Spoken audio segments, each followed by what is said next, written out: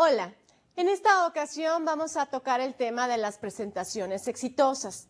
¿Por qué es importante que lo incluyamos en un temario de un módulo de comunicación? Bien, porque básicamente el gerente de hoy, el empresario de hoy, sabe o necesita saber que una presentación exitosa en muchas ocasiones es la diferencia entre abrir una puerta o cerrarla. No importa que estemos hablando de públicos internos o públicos externos. No importa si lo que estamos buscando es modificar un comportamiento o presentar información que enriquezca la percepción y la imagen de mi empresa. No importa que estemos hablando de una negociación o bien de un establecer objetivos claros y específicos dentro de mi empresa. Las presentaciones exitosas van siendo herramientas fundamentales para el buen desarrollo y el alcance de los objetivos a nivel individual y a nivel empresarial.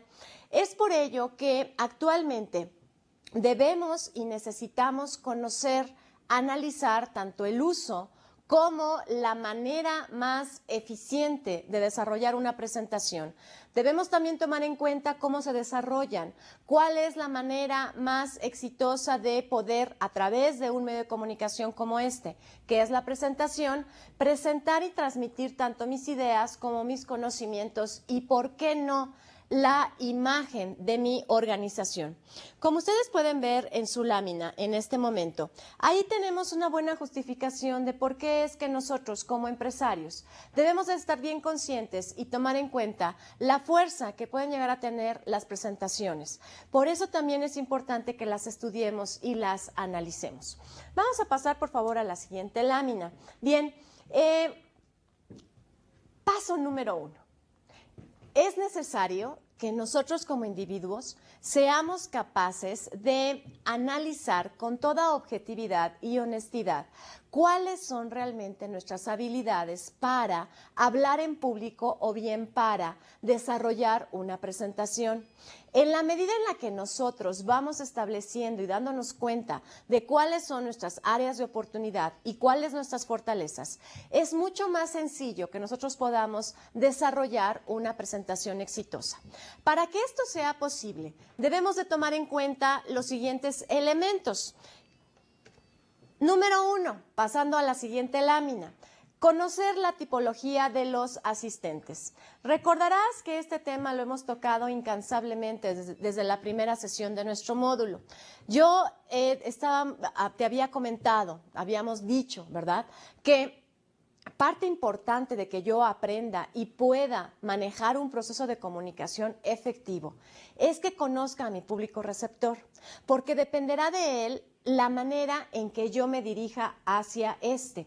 Dependerá de mi público receptor la forma y el lenguaje que utiliza. Dependerá también del público receptor el tipo de material, los recursos, tanto intelectuales como físicos, gráficos, que yo pueda o no utilizar a través de mi presentación. Y no solo es a nivel de materiales y de lenguaje, también es a través de la empatía. Quiero decir que cuando yo voy a realizar una presentación, si no conozco el tipo de público al cual me voy a dirigir, es mucho más fácil o más común, más lógico también, que no sea lo suficientemente asertivo. Quiero decir que me equivoque. ¿Que me equivoque en qué sentido? En el momento de mandar el mensaje y que ese mensaje no sea recibido, captado por el público como yo estoy esperando o como yo necesito que lo capte. Y para que esta pinza se pueda cerrar y para que las puertas no dejen salir a los errores, ¿verdad? Entonces es necesario que yo conozca a mi público receptor, es decir, la tipología de la gente que estoy yo teniendo enfrente de mí. ¿Qué es lo que yo necesito saber de ellos para una presentación? Evidentemente su perfil, evidentemente la actividad, evidentemente sus intereses. ¿Sus intereses en qué sentido?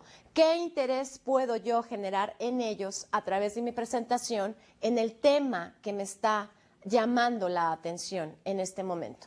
¿Qué más necesito saber sobre mis públicos? Necesito saber cuál es su comportamiento, necesito saber cómo están conformados, es decir, ¿es un grupo solo femenino? ¿Es un grupo solo masculino? ¿Es un grupo de niños? ¿Es un grupo de accionistas? ¿Es un grupo de inversionistas? ¿Qué tipo de público? ¿De qué tipo de público estoy hablando? ¿Hacia quiénes me voy a dirigir?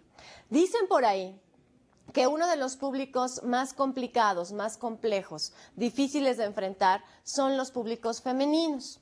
Porque estos públicos normalmente van buscando el cómo del por qué, son mucho más quisquillosos, son mucho más afinados, ¿verdad? Y entonces van esperando el momento justo en el que yo diga algo para que ¿no? el público vaya o saliéndose de concentración o lo vaya utilizando de apoyo y de pretexto para decir, comentar, etcétera. Por eso son también los que más nos amenazan.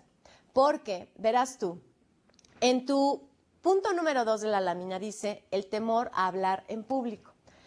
Se han hecho investigaciones. Evidentemente, esto lleva mucho tiempo de ser estudiado y analizado.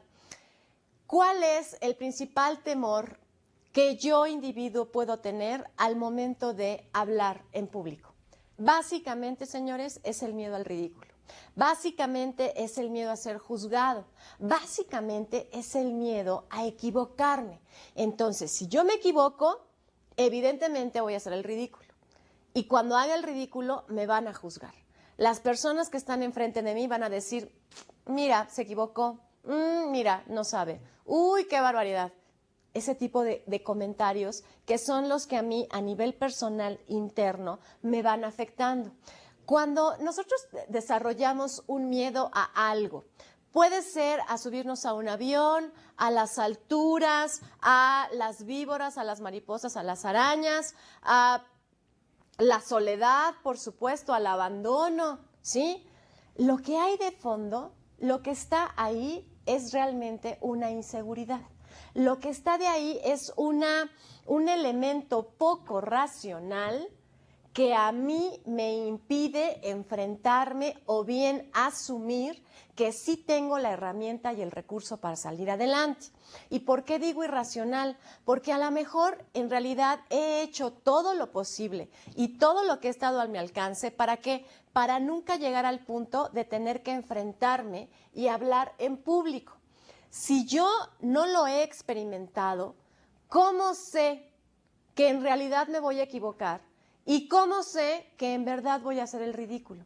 Es una fantasía, es una creencia. Sin embargo, como toda buena creencia, este elemento de nuestra personalidad nos lleva a visualizaciones trágicas o bien nos lleva a experiencias igualmente trágicas. ¿Qué quiero decir? A ver, cuando un individuo va estando mentalizado, certero, en verdad está convencido de que lo va a hacer mal, lo que sea, no solo hablar en público, de que se va a equivocar, de que va a hacer el ridículo y de que no va a salir airoso y exitoso de esa experiencia, normalmente es lo que le sucede.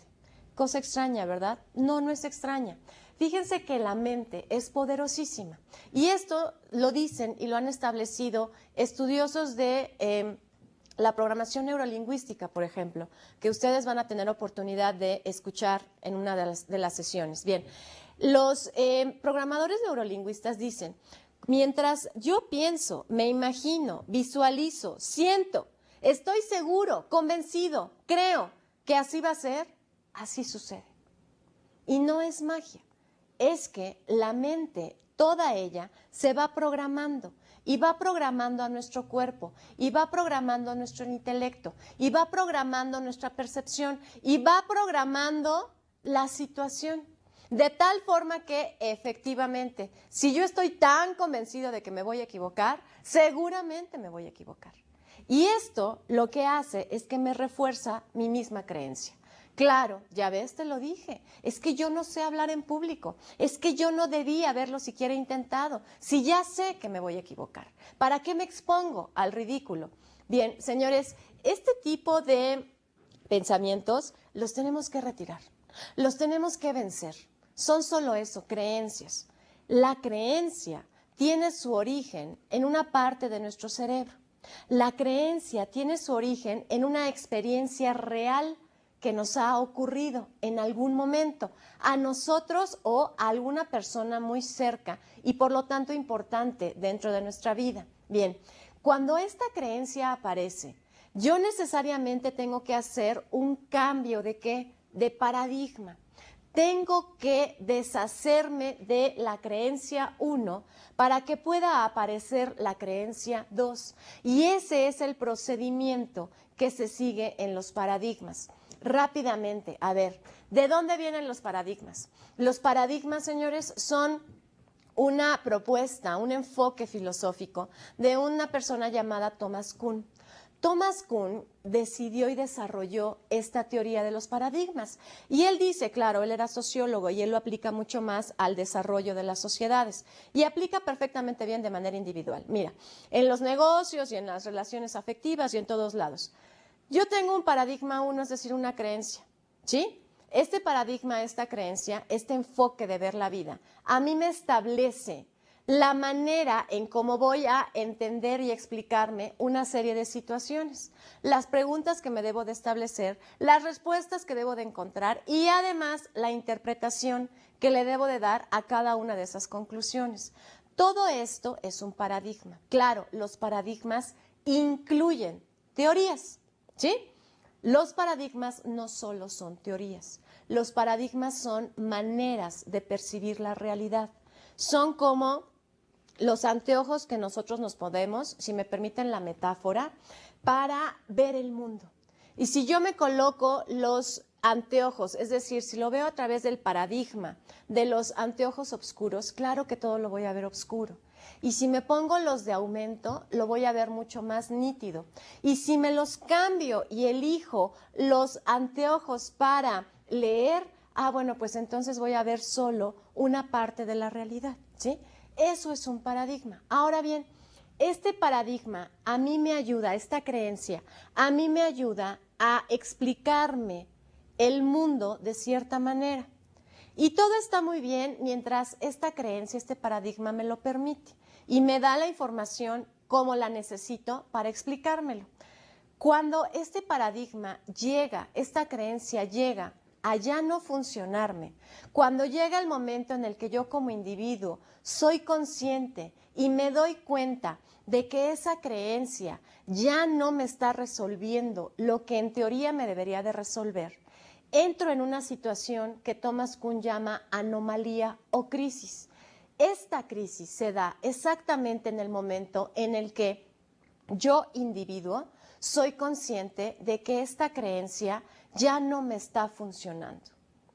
Quiero decir, durante mucho tiempo yo he estado seguro y convencido de que yo no soy capaz, no tengo nada más las habilidades para hablar en público, enfrentarme a el público que sea y realizar una presentación asertiva, exitosa y eficiente.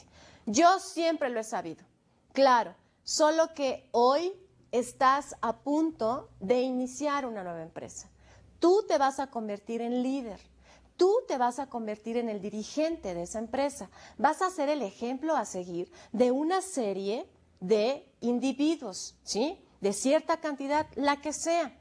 Hoy tú sabes que esa creencia ya no te puede seguir funcionando, porque sabes que tarde o temprano vas a enfrentarte con tus colaboradores, vas a estar parado enfrente de ellos y vas a tener que exponerles los objetivos, las estrategias, el nuevo proyecto o bien los objetivos de tu organización.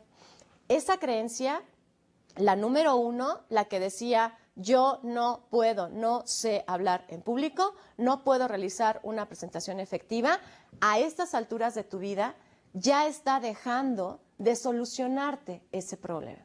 Ya no te está permitiendo ni te está dando la información y las herramientas que en teoría necesitarías para pasar al siguiente nivel. Eso es una anomalía. ¿Qué es lo que pasa? Dice Thomas Kuhn, se da una revolución. Él hablaba de revoluciones científicas. ¿Y qué es una revolución científica? Justamente cuando yo me abro, Cuando yo me quito los lentes y digo, ok, vamos a ver qué pasa con la realidad, con el mundo, con la situación, cuando yo dejo a un lado estos lentes. A ver de qué otra manera la puedo ver. Me voy a mover, lo voy a ver desde otra perspectiva. Lo voy a voltear y yo me voy a voltear y me voy a dar la posibilidad, la disposición y la apertura. ¿Para qué? Para verlo de una manera diferente. Y entonces se da la revolución. La revolución científica es eso, señores. Cuando yo me abro mi panorama, abro mi percepción, abro también mi capacidad y por lo tanto mis potencialidades. Y esta apertura me va a generar inevitablemente una segunda creencia, un paradigma número 2, un paradigma o una creencia que a mí me diga, ok, a lo mejor te da miedo, a lo mejor te da temor el ridículo, ¿sí? Que te vayas a equivocar o que seas juzgado. Sin embargo, con todo y este miedo y este temor, estás dispuesto porque tienes la fuerza, la capacidad, los rasgos necesarios, ¿para qué? Para sobreponerte y salir adelante. Por lo menos inténtalo. Y si lo intentas con esta nueva creencia, seguramente que las cosas te van a salir bien. Porque, señores, todo es cuestión de lo que nosotros creamos de nosotros mismos. Si tú a un niño le dices constantemente, tú puedes, seguro que puedes, eres el mejor, no te preocupes, todo va a salir bien. Y si te equivocas, no pasa nada. Aquí voy a estar yo. Y yo me siento orgulloso de ti, nada más por el hecho de que lo estás intentando. Y ánimo, y vamos, y te acompaño. Y yo también lo hago. Y mira, a mí también me daba miedo, pero esto que hacemos con nuestros hijos nos debería de funcionar también a nosotros como adultos, porque es el mismo proceso, señores. Cuando yo le inculco a este niño esta creencia, con ella crece. Y entonces este niño nunca va a tener el problema de sentir miedo o tener el temor de estar expuesto al ridículo, ¿no? De una manera muy vulnerable cuando sea grande. Entonces lo mismo tengo que hacer yo como adulto. Yo tengo que cambiar, modificar, romper mi paradigma. ¿Para qué? Para generar una creencia nueva. Y solo así podré entonces decir, perfecto, y si me equivoco no importa. ¿Qué pasa? Nada, no sucede nada. Si nos equivocamos, lo podemos volver a hacer. Y si no tenemos una segunda oportunidad, por lo menos no nos quedamos en el intento. Me explico. Eso es importante. Siguiente, hay que tener un manejo perfecto del estrés. Y si no perfecto, por lo menos sí tenemos que ser conscientes. Es decir, a ver, es mucho más complicado, ¿sí? En una presentación, cuando tú te acercas a la persona y le preguntas, oye, ¿estás nervioso? Y esta persona te dice, no, seguro que no. ¿A mí? Por favor, a mí no me pasa nada. Tú sabes que a mí pocas cosas en la vida me causan inseguridad, nerviosismo y estrés. Y por dentro, verdaderamente está pasando por un momento muy difícil. Eso es más difícil de controlar que cuando yo, de una manera sumamente honesta, ¿sí? Me paro enfrente del espejo o voy manejando rumbo a la presentación o estoy a punto de entrar al salón, a la oficina, a la sala de juntas y reconozco ante mí que sí estoy nervioso. Bien, si yo lo reconozco, es mucho más factible que lo pueda controlar a que si lo estoy negando. La negación difícilmente nos va a llevar a una solución efectiva. Por lo tanto, ok, entonces, yo necesito ser bastante honesto conmigo mismo. A lo mejor realmente a ti no te estresa hablar en público y está bien, pero ¿qué tal si sí? ¿O qué tal si en esta ocasión en concreto, en específico, por la razón que sea, si estás nervioso? Bueno, pues entonces solo lo tienes que aceptar. Ahora, una vez que yo lo acepto, ¿sí? Es necesario que haga ciertos ejercicios de relajación. ¿Para qué? Para bajar el estrés, el nerviosismo. Hay un ejercicio que es realmente bueno y yo se los recomiendo. Cuando yo me voy a enfrentar a un público y estoy nervioso, normalmente eso en lo primero en lo que se nota es en la voz. El tono de voz, la modulación de la voz. el timbre de voz se modifica. Y entonces esto va haciendo que a mí me falte el aire. Y si me falta el aire, entonces empiezo a tropezarme con mis propias palabras, a hacer una presentación poco asertiva, la gente no me está entendiendo y además lo nota. ¿Qué hacer entonces? A ver, una clave, por favor, un consejo. Ay, Jesús. Cuando yo estoy nervioso, ¿sí? Lo acepto, sé. Bien, entonces, antes de empezar a hablar, yo tengo que respirar lo más profundo que yo pueda y sacar el aire. Bien, una vez más, 3 veces. La tercera ocasión que yo lo hago, yo aspiro aire, lo dejo guardado en mis pulmones y entonces empiezo a hablar. Yo voy sacando el aire poco a poco. De esta manera me tranquilizo a nivel corporal. Y también los pulmones tienen el suficiente aire que me permiten empezar a hablar de una manera pausada, de una manera tranquila, de una manera clara. Y eso automáticamente, cuando yo me empiezo a escuchar tranquilo, me da la sensación de la tranquilidad. No es lo mismo a que si yo estoy agitado, porque estoy muy nervioso, y entonces de entrada empiezo a hablar sin aire en los pulmones. Y entonces se va a oír algo así como, que entonces me estoy agitando. Y entonces porque fíjate que y ya no sé ni qué decir, ¿sí? ¿Por qué? Porque estoy preocupado, porque me está faltando el aire, porque ya no supe qué decir, porque además estoy nervioso, porque no me di el tiempo. 2 minutos, 30 segundos, ¿para qué? Para calmarme. Si yo empiezo a hablar con los pulmones llenos de aire, va a ser mucho más fácil que la voz salga en el timbre que yo necesito, con la intencionalidad que necesito y con el volumen que necesito. Bien, vamos a continuar, por favor. Siguiente punto. Hay que liberar la energía transmitiendo el conocimiento de uno. Yo hace poco platicaba con una persona y esta persona me decía, mira, yo tengo un consejo realmente bueno para aquellas personas que están incursionando en este asunto de hablar en público. Para eliminar también el nerviosismo y para que la energía positiva esté aquí conmigo y yo me pueda sentir mucho más seguro, yo siempre de lo primero que hablo es de lo que más sé. Si yo empiezo tocando temas de los cuales no estoy muy seguro, de los cuales no estoy muy enterado, de los cuales no leí o no investigué o no me siento lo suficientemente fuerte, entonces automáticamente el nerviosismo me atrapa, se apodera de mí. Lo que yo necesito normalmente es empezar a hablar de aquello que más conozco y aquello de lo que yo más sé. Por ejemplo, imagínate tú que estás a punto de hacer una presentación ante los inversionistas de tu empresa sobre la empresa. A ver, la pregunta es, ¿quién además de ti en esa sala sabe más que tú de tu empresa? Difícilmente, ¿cierto? Bueno, pues entonces yo empezaría por hablar de la empresa, de lo que yo más conozco, de la situación de la misma, de sus habilidades, de sus fortalezas, de las áreas de oportunidad, de en qué situación estamos ahorita, laboral, económica y a través de instalaciones. No lo sé, ¿sí? Entonces, eso a mí me da la fuerza del conocimiento. ¿Qué más me lo da? Una investigación amplia y profunda. Eso quiere decir, yo, si voy a hacer una presentación, no le puedo apostar básicamente a mi buena suerte, a mi buena estrella y a dar información de una manera, digamos, ambigua.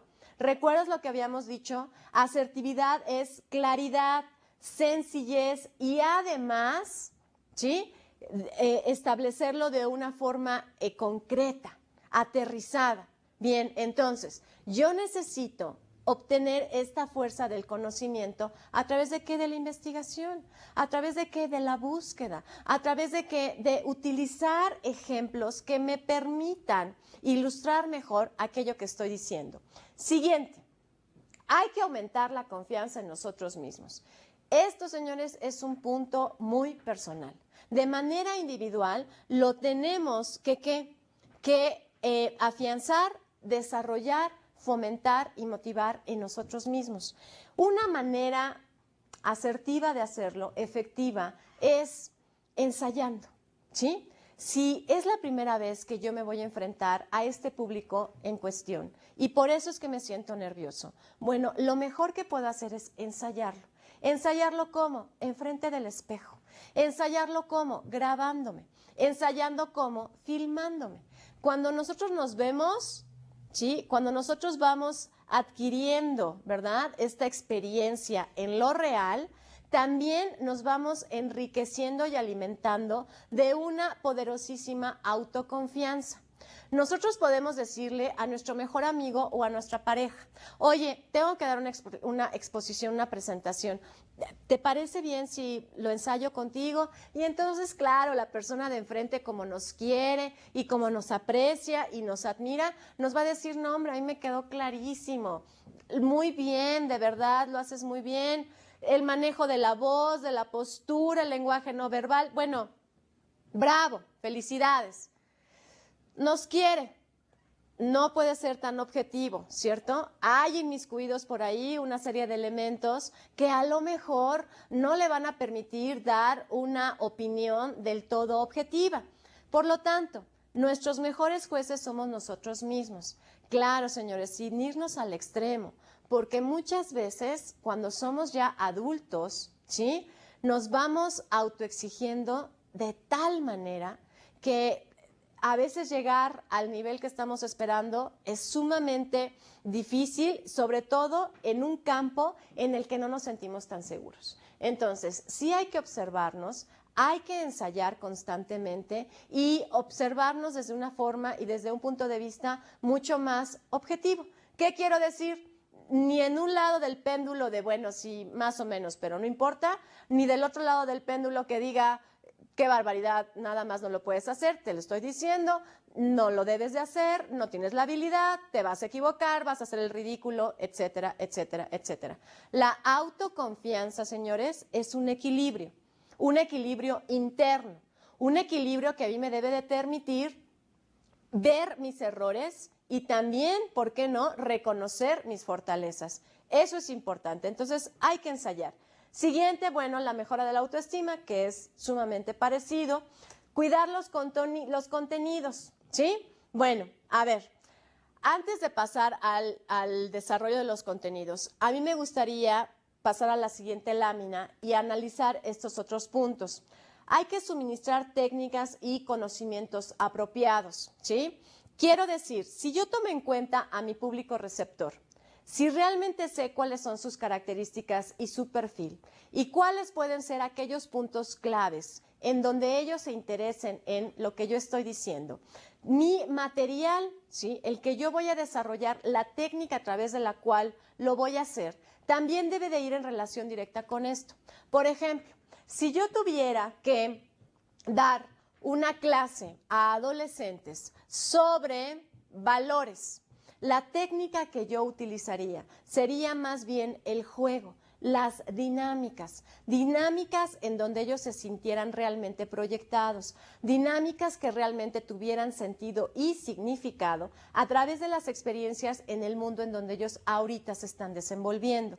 Si yo a un grupo de adolescentes les tratara de dar esta misma información a través de la exponencia conservadora, quiero decir, yo, maestra, hablo, ustedes, alumnos, escuchan y al final preguntan y yo contesto, les puedo asegurar que a los 15 minutos el 90% del grupo de adolescentes estaría o dormido o pensando en la novia o bien total y absolutamente distraído, cerrando todos los canales de comunicación.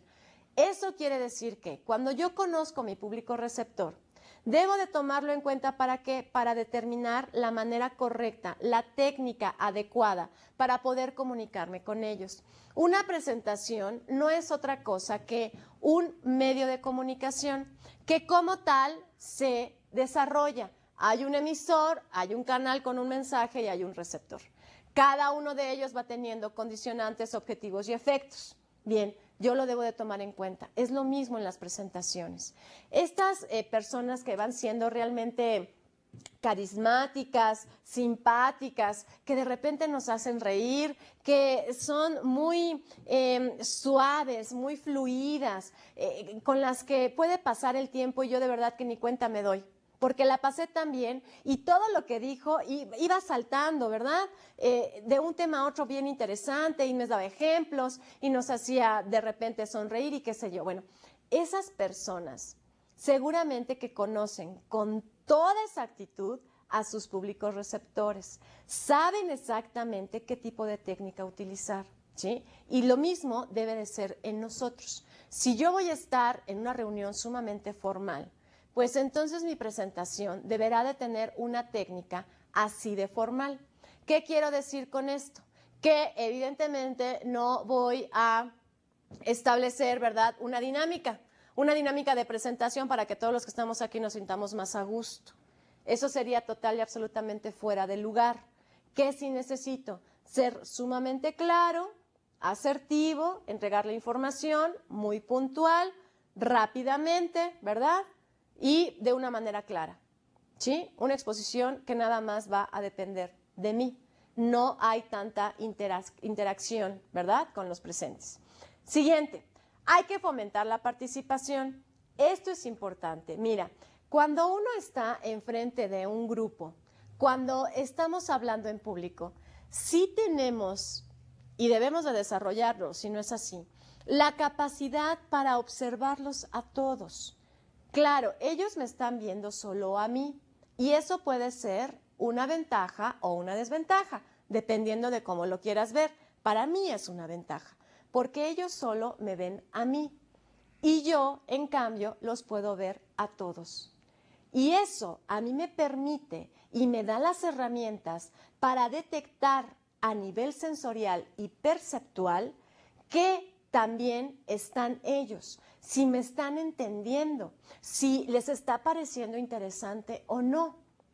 Cuando yo o cuando tú estás dando una presentación, una plática, estás hablando ante un público y de repente dices algo y el de enfrente hace así, o se ríen exactamente cuando tú estás esperando que se rían. Ah, bueno, eso es una señal inmediata de que están contigo, de que están presentes, de que tienes toda su atención.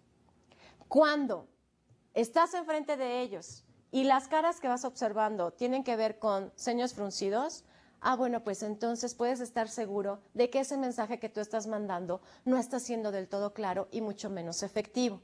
Quiero decir, estar al frente sí te da la posibilidad y la capacidad, la enorme capacidad de ¿qué? De observar lo que está pasando. Tienes la visión completa de la escena y eso a ti te permite mejorar, modificar y cambiar. La participación es sumamente importante. Si yo veo que una persona se está distrayendo y automáticamente lo detecto, puedo hacer una pregunta que jale su atención, puedo caminar cerca de él, puedo preguntarle, ¿sí?, algo relacionado con lo que yo estoy haciendo. Solo que, por favor, señores, aquí hay que tener cuidado. Muchas veces, cuando somos nosotros los que estamos al frente del público, nosotros somos los responsables de esa exposición. El hacer participar a nuestros interlocutores puede resultar un poco agresivo. ¿Qué quiero decir? Cuando lo hago demasiado evidente, cuando además de que pregunto exactamente eso que yo sé que no va a poder responder, y además hago un comentario de, ay, bueno, claro, lo que pasa es que te estás durmiendo, eso suena sumamente agresivo. Eso puede intimidar al resto del grupo, ¿sí? Por lo tanto, es importante que yo lo haga con mesura, con sutileza, con diplomacia, ¿sí? Con ganas de que la gente participe y pero esté cómoda, bien. Siguiente, hay que desarrollar una comunicación personal eficiente y eficaz. Y esto lo hemos visto desde la comunicación interpersonal. Siguiente, hay que convencer, ¿sí? En términos reales significa vencer al otro. La palabra convencer, significa vencer al otro. ¿Qué quiero decir? Tengo yo que tener las herramientas suficientes a través de lo que ya sabemos de comunicación persuasiva, saber escuchar y oratoria ¿Para qué? Para poder modificar una opinión, una creencia o un valor. Todo esto, señores, tiene que ser tomado en cuenta cada vez que nosotros vamos a desarrollar o deseamos desarrollar una presentación exitosa. Eso es en cuanto a mí como orador. Eso es en cuanto a mí como persona que se va a enfrentar a un público. Ahora bien, ¿sí? Pasemos a la siguiente lámina y veamos que cuando yo voy a iniciar la preparación de una presentación, debo de tomar en cuenta que contenga los siguientes puntos. Número 1, debo de elaborar un bosquejo de ideas. ¿Qué quiero decir? Antes de sentarme a escribir mi discurso, yo primero tengo que tener perfectamente clara una lista de ideas principales, de puntos clave, que son los que voy a tomar en cuenta. De toda esta gama, abanico tremendo que yo tengo de información, porque el tema lo manejo a la perfección, ¿qué es lo realmente importante? ¿Cuáles son esas ideas que en verdad me van a servir para qué? Para alcanzar mi objetivo, es decir, para que mi interlocutor, mi público, entienda el mensaje que yo estoy buscando. Siguiente, debo de tomar en cuenta el desarrollo de la narración, es decir, estas ideas, exactamente cómo las voy a acomodar. Y hay varias técnicas para poder realizarlo, ahorita las vamos a ver. Siguiente, debo de tomar en cuenta también el diseño de los materiales de apoyo. ¿Qué tipo de materiales voy a utilizar? ¿Va a ser a través de cartulinas o va a ser a través de una hoja de rotafolios? ¿Voy a utilizar un pizarrón o más bien va a ser un video? ¿Voy a utilizar medios electrónicos o va a ser a través de papel? ¿Qué tipo de apoyos visuales van a acompañar esta presentación? Y esta es una idea que es importante que nosotros siempre tomemos en cuenta. Debe de quedar claro que es diferente la forma de preparar a la forma de presentar un tema. Es decir, cuando yo lo preparo, me puedo dar el lujo de brincar de un tema a otro y en el camino estructurarlo de tal forma que tenga una coherencia y una lógica. No lo puedo exponer así. No puedo brincar de la letra A a la D, pasando por las vocales y después las consonantes y terminar en la Z para regresar otra vez a A. Eso es llevar y confundir a un camino sin retorno a todo mi público. Por lo tanto, si yo lo preparo así, porque ese es mi estilo, está bien. Solo que debo de asegurarme de que esté perfectamente bien estructurado. ¿Para qué? Para que también al momento de que yo lo exponga, sea de una manera estructurada. Siguiente tema. A ver, ahora sí. ¿Cómo puedo preparar yo, desarrollar y tener al final una presentación exitosa? Número 1, el objetivo, señores. Siempre debemos de empezar por el objetivo. Es decir, la pregunta es, ¿qué deseo conseguir? ¿Qué es exactamente el mensaje que voy a mandar? ¿Con qué objetivo? ¿Sí? ¿Bajo qué condiciones y con qué efectos? Bien, entonces, para poder hacer una pausa, te voy a pedir por favor que hagamos lo siguiente. Vamos a imaginar que tú tienes que preparar una presentación ante tus colaboradores, ¿sí? El objetivo, ¿sí? Lo vas a determinar tú. Quiero, por favor, que desarrolles un objetivo de presentación, tomando en cuenta la información que tienes en este momento en la lámina y tomando en cuenta también lo que hemos venido hablando. Desarrolla, por favor, un objetivo. Dime, establece, ¿sí? ¿Qué tipo de presentación quieres que aprendamos a desarrollar a través de esta sesión? Vamos a hacerlo, por favor, y en un momento continuamos.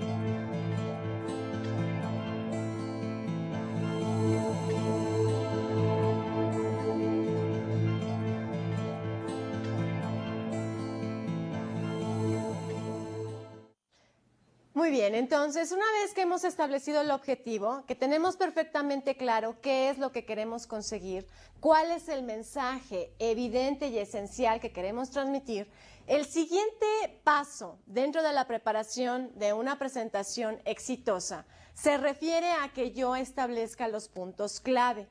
Los puntos clave son exactamente referentes al contenido. ¿Qué especie de ideas centrales son las que a mí me interesan que mi público recuerde, que él retenga, como lo pueden ver en la lámina que tienen en este momento?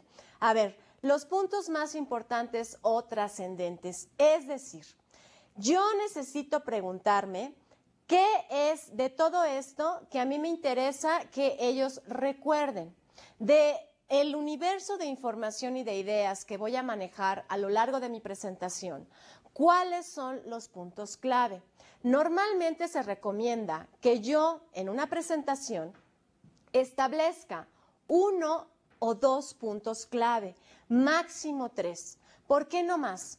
Porque mientras menos puntos clave tenga, mientras las ideas centrales estén mejor definidas, ¿sí? De una manera, digamos, asertiva, es mucho más fácil que mi auditorio, que mi público lo retenga. Es decir, el gran beneficio es que mientras menos material, más detalles voy a guardar yo en la memoria. Y a final de cuentas, eso es lo que me interesa. Cuando yo doy una plática de 3 horas o 4, la información es fácil que se pierda. Es un mar de información. Por lo tanto, tengo que tener muy claros cuáles son las ideas que quiero enfatizar, cuáles son las ideas que a mí me interesan que se recuerden. Ahora bien, en relación a qué se establecen o se exponen esas ideas. Puede ser a través de un orden cronológico o puede ser por un orden temático. Puede ser más bien a través de cuáles son las problemáticas principales y las soluciones también principales que a mí me interesa que mi público retenga y guarde en la memoria. Pueden ser estos los criterios que yo puedo utilizar. Lo importante aquí es, señores, un punto o 2 clave. Cuando mucho 3, no más.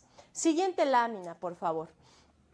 También en la preparación, yo debo de tomar en cuenta, ¿sí? Y hacer un espacio para tener una visualización, ¿sí? Una visión preliminar. Una visión preliminar quiere decir a dónde quiero llegar. Con todo esto, ¿a qué lugar? ¿En dónde voy a estar cuando yo termine mi presentación? ¿Y en qué lugar voy a estar yo? ¿Y en qué lugar deseo que esté el resto de mi público? Cada uno de mis interlocutores. No los puedo olvidar en ninguno de los momentos de la preparación de mi presentación. Si te das cuenta, tanto en el objetivo como en los puntos clave, como en la visión, y finalmente en las conclusiones, yo debo de pensar constantemente en mi público receptor. Si a mí se me olvida para quién estoy hablando, estoy, digamos, sesgando este proceso de comunicación. Por lo tanto, corro el riesgo de que no me funcione, de que a final de cuentas el objetivo que yo estaba pretendiendo no lo pueda yo alcanzar. Que eso que yo estaba pretendiendo modificar, cambiar, convencer, manipular o influir, no lo logre. ¿Por qué? Porque se me olvidó quién estaba enfrente. Eso, señores, es un principio básico de comunicación, no solo en cuanto a presentaciones. Estoy hablando del tipo de comunicación que quieras y en el que gustes pensar. Cuando a ti se te olvida que esa persona que tienes enfrente de ti es justo eso, una persona, y es tu hijo, aunque tenga 3 años o 5, entonces estamos empezando a tener problemas de comunicación. Cuando yo borro al que tengo enfrente, me enfrento a un problema de comunicación. Entonces, la visión preliminar, es decir, en resumen, ¿verdad? Al lugar a donde juntos vamos a llegar, ¿cuál es? Y lo tengo que tener también muy claro en la preparación. Es decir, si mi objetivo es proporcionarles las herramientas necesarias que les permitan desarrollar mejor sus actividades cotidianas, los voy a capacitar esa va a ser mi presentación. ¿A capacitar en qué? En el nuevo procedimiento de ventas o en la nueva estrategia de ventas. Les voy a dar más herramientas para que ellos puedan ser mejores vendedores. Ese es mi objetivo, ¿ok? ¿Cuáles son los puntos clave? Ok, la atención al cliente, el servicio personalizado, la calidad en el servicio, la nueva técnica H24, ¿sí? Bien, ya pasé la información. Ahora, ya la estructuré. Perfecto. Siguiente paso. ¿Cómo me imagino yo que vamos a estar ellos y yo al final de la sesión, al final de la presentación? Bueno, ellos van a estar motivados, ellos se van a sentir más seguros, yo voy a estar realmente satisfecho porque pude ser asertivo, porque todo salió muy bien, el salón estaba perfectamente bien acondicionado, pasamos un momento agradable, además yo siento que sí me entendieron, etcétera. Bien, esto lo tengo que ver, lo tengo que visualizar. Tengo que estar perfectamente claro en cómo va a suceder todo, porque así va a ser más fácil que sea. Bien, y finalmente, el cierre. Cuando yo termino una presentación, sin importar si es un público interno o externo, sin importar cuál es mi objetivo, ya sea que la presentación es para un grupo de clientes y lo que estoy buscando es una negociación importante, tanto para mí como para ellos, bueno, yo al momento de hacer el cierre, lo mejor que puedo hacer, lo que más se recomienda es que establecer una propuesta que induzca a la acción. Es decir, yo debo de tener la habilidad para terminar mi presentación con una propuesta de acción concreta. Es decir, así como empecé de fuerte y de bien desde el objetivo, estableciendo claramente lo que íbamos a hacer y el camino que íbamos a seguir para alcanzarlo, con toda claridad, bueno, de la misma manera y con la misma fuerza, debo yo de cerrar. ¿Para qué? Para que el círculo esté completo. Y la manera más fuerte de cerrar es diciendo, ¿sí? En el discurso, estableciendo un mensaje que me lleve a la acción, que lleve a mi público receptor a la acción. Por ejemplo, bueno, señores, esta es la información que yo les quería proporcionar. Es importante que la tomen en cuenta. ¿Para qué? Para que la decisión sea la adecuada. Reflexiónenla, revísenla, analícenla. Si tienen alguna duda, por favor, aquí estoy, ¿sí? Y vamos, por favor, todos a pensar que este negocio lo podemos hacer juntos. Ganar, ganar. Perfecto. Estoy cerrando con una propuesta que induce a la acción y la acción es que ellos, es decir, tus públicos, en este caso clientes externos, revisen, analicen, propongan o pregunten si es que tienen alguna duda y además, lo más importante, estás dando un mensaje asertivo y persuasivo de vamos a cerrar el negocio, ¿sí? Ganar, ganar. Perfecto, ahí está. A ver, si tú estuvieras más bien hablando, ¿verdad?, con tus colaboradores y tuvieras el objetivo de presentar los presupuestos de ventas para el próximo año, ¿sí? Lo que estás buscando es darles esta información, establecerla de una manera clara. ¿Para qué? Para que ellos la tengan presente y además, evidentemente, me imagino yo, motivarlos para que puedan alcanzar este presupuesto por difícil, ¿verdad?, que suene, por reto que nos parezca. Al momento de cerrar, ¿sí?, el mensaje debe ser establecido de una manera más o menos así. Señores, esto es un reto para nosotros.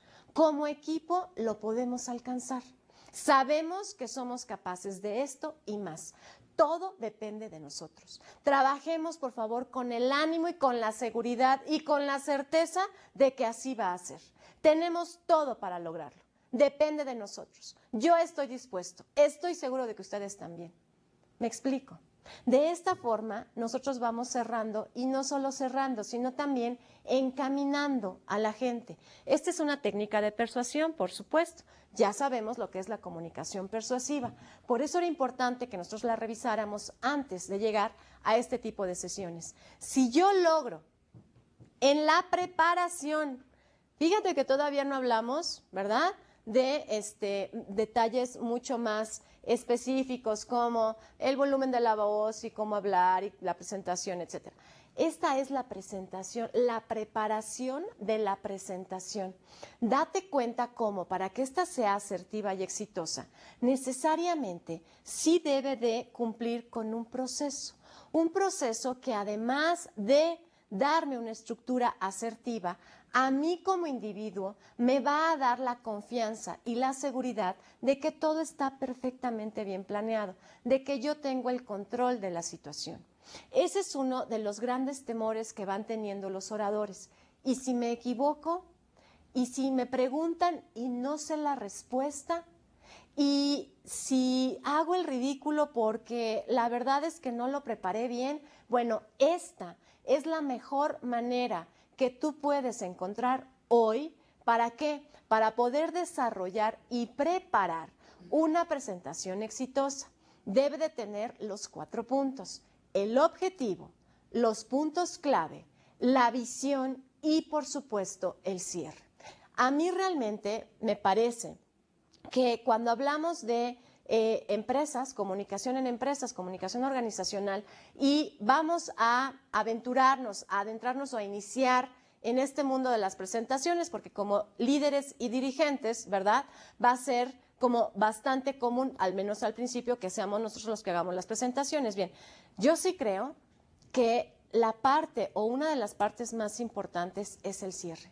Si yo en el cierre logro resumir, establecer, recordar los puntos clave, si yo en el cierre además motivo y en el cierre además me muestro partícipe de, los incluyo, entonces esa presentación va a tener un 10 como resultado, ¿sí? Esto es importante. Los cierres, señores. A veces vamos diciendo, ese es uno de los principales elementos que vamos encontrando en las personas que van teniendo un poco de problemas al momento de hacer presentaciones. Van teniendo la actitud, asumiendo la actitud de quiero acabar rápido, ¿verdad? Tengo 1 hora y media de presentación, quiero acabar rápido, terminar, guardar mis cosas e irme. No quiero ni que me pregunten, porque eso de las preguntas a mí me pone todavía más nervioso. Y eso se nota. No podemos, vamos a evitar, por favor, hacer este tipo de acciones comunicativas cuando estamos haciendo una presentación. Hay que quedarse hasta el último momento, hasta que la última persona tuvo la oportunidad de exponer su duda o su pregunta. No importa el tiempo que eso nos lleve. Y eso, a la larga, nos va a dar también mucho más confianza y mucho más tablas, ¿sí? No hay que salir corriendo, por favor. Hay que permanecer, ¿sí? Las batallas terminan cuando terminan. El béisbol termina hasta que termina. Todo termina cuando termina. Entonces, no podemos esperar que digamos nosotros la última palabra, cerrar nuestras cosas e irnos. La interacción y la retroalimentación también me van a servir a mí como orador. ¿Por qué? Porque a través de esta interacción, de esta retroalimentación, que yo voy a poder darme cuenta si todo eso que yo dije quedó claro, si todo eso que yo pensé que iba a pasar sucedió, si cada una de mis acciones y de mis actividades, ¿sí?, fueron encaminadas al objetivo principal. Si yo no tengo retroalimentación, ¿qué puedo pensar? ¿Me fue bien? ¿Me fue mal? ¿Lo entendieron? ¿No lo entendieron? ¿Alcancé mi objetivo o no lo alcancé? No lo vas a poder saber, no lo vas a poder determinar. Por eso es importante que siempre estemos dispuestos y abiertos a la retroalimentación. Bien, eso también es importante. Recuerda que tus públicos están esperando constantemente información útil, información oportuna, información importante. Volvemos otra vez a la pirámide de calidad. Las presentaciones son un medio de comunicación. Un medio de comunicación que a nivel gerencial forma parte importante de nuestra actividad. Entonces, esa información que yo maneje debe de cubrir con los estatutos de nuestra pirámide. Bien, como ustedes pueden ver en su siguiente lámina, a ver, ¿cuáles son los pasos más destacados o más importantes que determinan de una manera mucho más real el éxito o el fracaso de una presentación? Ya vimos la preparación. Evidentemente también hay que tomar en cuenta el cuidado y el arreglo personal. También debe de ser tomado en cuenta o tomando en cuenta a mi público receptor. Ojo, no estamos diciendo que si me voy a dirigir a grupos de adolescentes, voy a llegar vestido como adolescente. Al contrario, mientras más arreglado pueda yo presentarme, es mejor. Sin embargo, aquí hay una cuestión muy importante. Cuando aparezco yo como demasiado formal, ¿sí? Y el público al que me voy a dirigir es, digamos, en el nivel del organigrama, ¿sí? Mucho más abajo, el que yo me presente con esta formalidad va más bien planteando y estableciendo barreras que van o bien intimidando o bien cerrando los canales de comunicación. Otra vez, incluso para el arreglo personal, debo yo de tomar en cuenta a mi público receptor. En verdad, esto es muy importante. Y ya más o menos lo vimos en lo que es el lenguaje no verbal. Bien, siguiente. Llegar puntuales, señores. De verdad, cuando yo convoco a una junta, establezco la hora, voy diciéndole a toda la gente y a mis colaboradores que en verdad es importante que lleguen a tiempo, que la puntualidad y que el respeto por el tiempo de los demás y que es uno de nuestros principales valores. Y yo llego tarde, eso me deja muy mal a mí como orador. A lo mejor es probable que el resto pueda tener alguna excusa de alguna otra manera para llegar tarde. El que no puede llegar tarde es el dueño de la presentación. El que no puede llegar tarde es el que va a hablar al público. Es más, nosotros, señores, debemos de ser lo suficientemente anticipados como para revisar con tiempo, ¿sí? Previendo tanto el lugar a donde vamos a asistir. Si no lo conocemos, un día antes, un fin de semana antes, nos tomamos 1 hora, 20 minutos, lo que sea, para ir a buscar el lugar, para estar seguros de que sabemos exactamente dónde es, para tomar el tiempo suficiente para llegar ahí, ¿sí? Bien, entonces, hay que llegar anticipadamente. Además, si se puede, revisar con tiempo el espacio. Hay muchas personas que cuando hacen esto, su nivel de nerviosismo y de inseguridad baja. Yo lo comparto con ustedes. Si a lo mejor tú lo intentas, y una vez haces esto, si tienes que salir porque más bien te vas a entrevistar con inversionistas, clientes potenciales o futuros socios, te recomiendo que hagas una visita previa al lugar. De ser posible que entres al salón, si es que va a ser en un salón, que lo revises, que midas el espacio, que te sientas ahí físicamente, realmente, antes del evento. Y de esta manera, a lo mejor, es muy probable, tu nerviosismo va a bajar.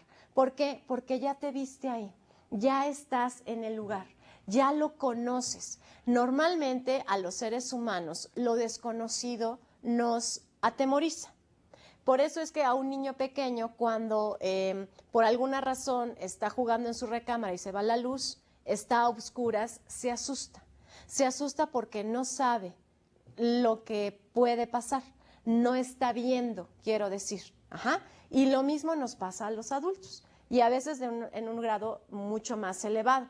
Si yo ya fui, ya sé dónde está, ya estuve caminando por el espacio, a lo mejor esto me ayuda en la autoconfianza y en la seguridad.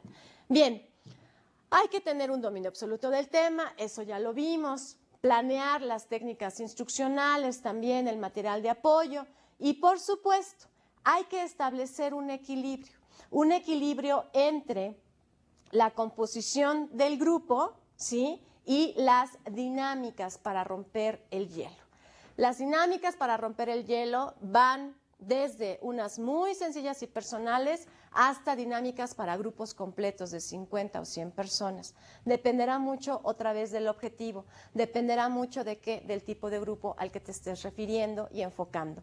Sin embargo, el equilibrio y la armonía también son importantes. Mientras tú más relajado te muestres, te sientas y actúes, también va a ser más fácil que así generes el ambiente de trabajo.